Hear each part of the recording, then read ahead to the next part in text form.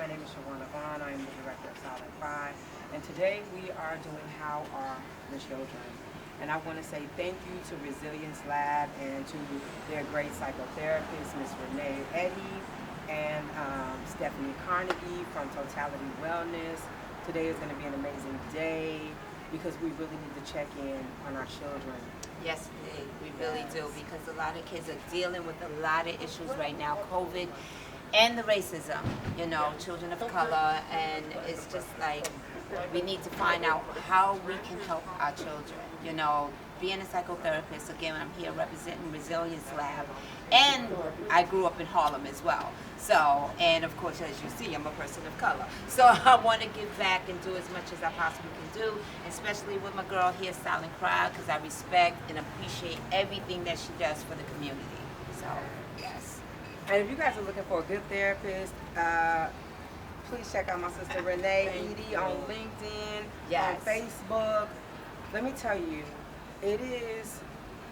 we are missing quality therapists that look like us. Yes. Yes. And our trauma is something that sometimes everybody cannot understand. Sometimes the things we go through are environmental and generational, and it's just our culture. Yes. And it's not everybody that understands it or gets it. Right.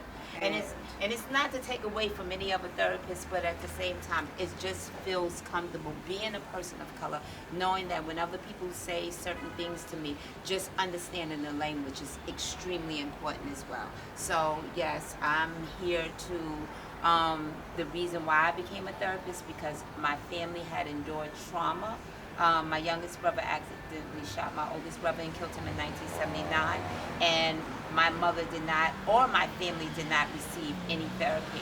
And my mom was seeing a psychiatrist who just gave her medication, and never actually talked to her to see where she was at. And she tried to sleep her life away for 2 years. So this is why I came into therapy. It's not always about pumping somebody with medication.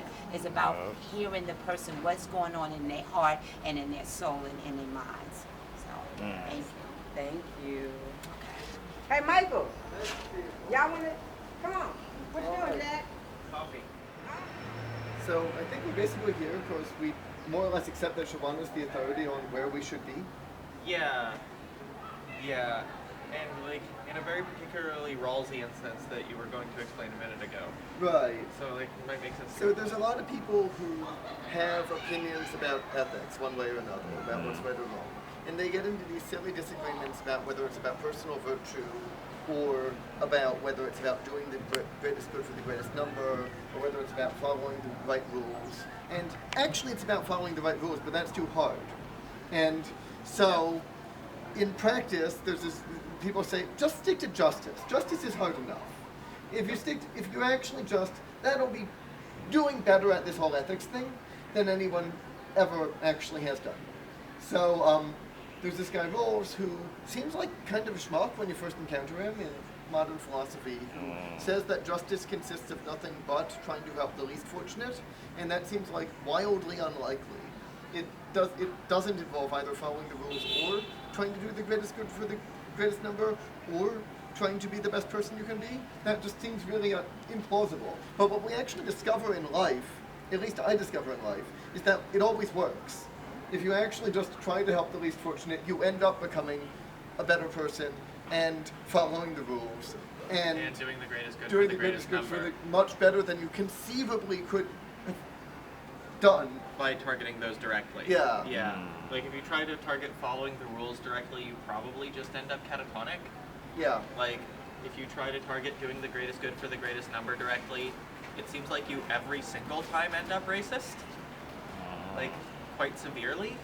If you try to follow just being the best person, I don't know what you end up exactly, but like it's less interesting. Jordan Greenwald. Oh.